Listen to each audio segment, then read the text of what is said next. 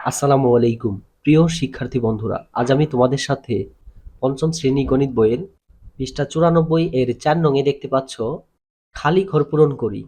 এখানে ৩টি খালি ঘরের অঙ্ক রয়েছে। এই খালি ঘরের অঙ্কগুলা তোমরা কিভাবে করবে সেটি নিয়ে আজ আমি তোমাদের সাথে আলোচনা করব। তো প্রিয় শিক্ষার্থী বন্ধুরা, ১ নং-এ দেখতে পাচ্ছ ২৫ লিটার ৫০ লিটারের ড্যাশ পার্সেন্ট। তার মানে এখানে একটা ফাঁকা ঘর দিয়েছে। এটা কত পার্সেন্ট হবে এটাই আমাদের বের করতে হবে। তো এই অঙ্কটা আমরা ২ টি উপায়ে করতে পারি। এখানে দেখতে পাচ্ছ ২৫ লিটার ৫০ লিটারের ড্যাশ পার্সেন্ট। তাহলে এই যে ২ টি সংখ্যা আছে, এই ২ টি সংখ্যাকে আমরা প্রথমে ভগ্নাংশ আকারে সাজাবো। নিচে হলো ৫০, উপর হলো ২৫।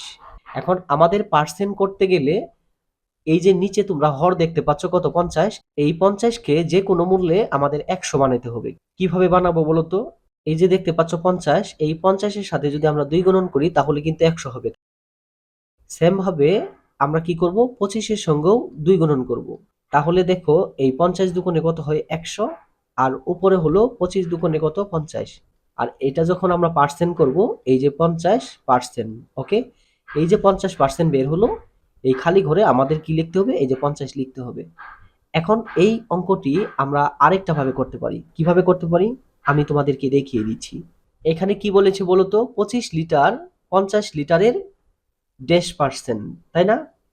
এখন এই যে খালি ঘরে মনে করো আমরা ক ধরবো। ঠিক আছে? খালি ঘরে কি ধরবো? ক ধরবো।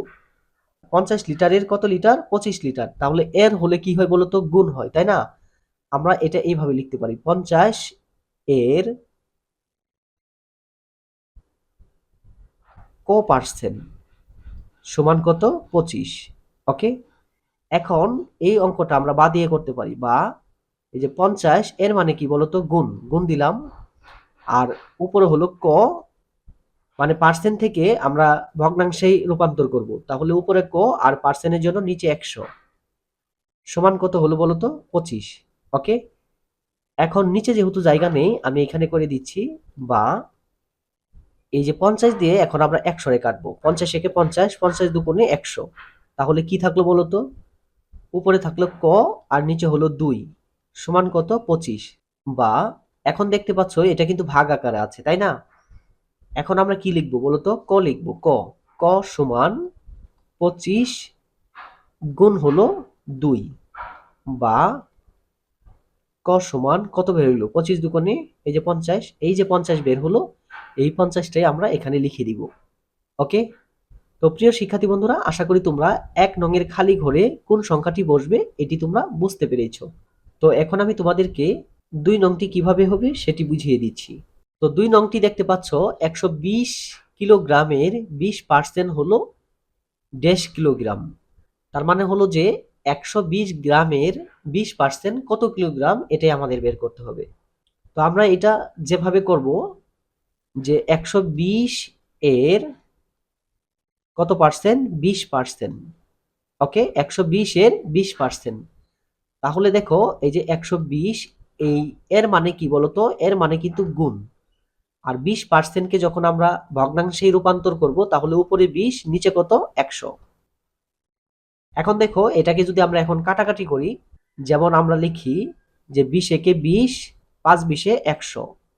এখন ৫ দিয়ে যদি ১২০ রে কাটি কত হয় বলতো? ২৪।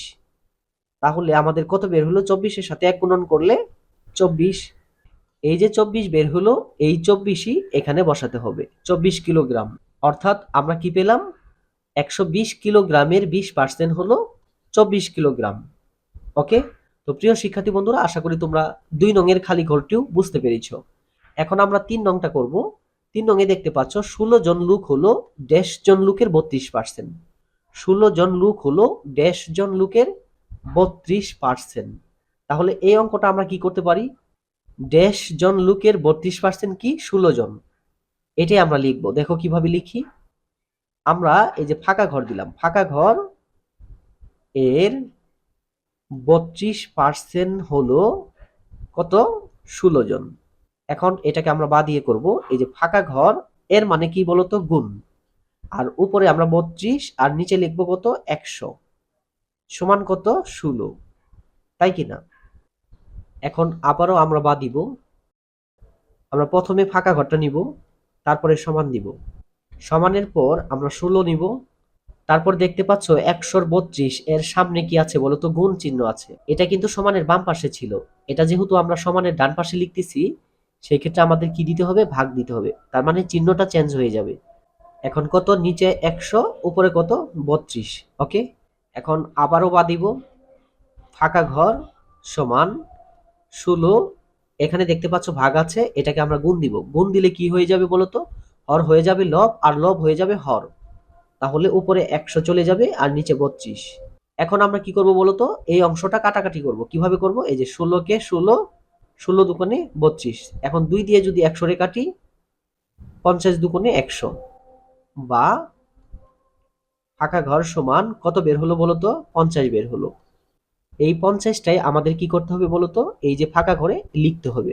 অর্থাৎ 16 জন লোক হলো 50 জন লোকের 32%। ওকে, তো প্রিয় শিক্ষার্থী বন্ধুরা, আশা করি তোমরা এই 94 পৃষ্ঠায় এই যে 4 নং দেখতে পাচ্ছ, এই 4 নংয়ে যে 3টি খালি ঘরের অঙ্ক রয়েছে, আশা করি তোমরা এই 3টি খালি ঘরের অঙ্ক বুঝতে পেরেছো। এই 1 নংয়ে এখানে কিন্তু 50 হবে। ওকে, আর এই যে নিচে দেখতে পাচ্ছ যে অংশটা আমি করলাম, এই অংশটা কিন্তু তোমরা খাতার অন্য কোনো জায়গায় কি করবে? রাফ করবে। রাফ করে শুধু উত্তরটা খালি ঘরে বসায় দিবে। ওকে, তো প্রিয় শিক্ষার্থী বন্ধুরা, আজকের ভিডিওটি এই পর্যন্তই। কথা হবে পরবর্তী অন্য কোনো ভিডিওতে, অন্য কোনো টপিক নিয়ে। সেই পর্যন্ত সবাই ভালো থাকো, সুস্থ থাকো। আসসালামু আলাইকুম।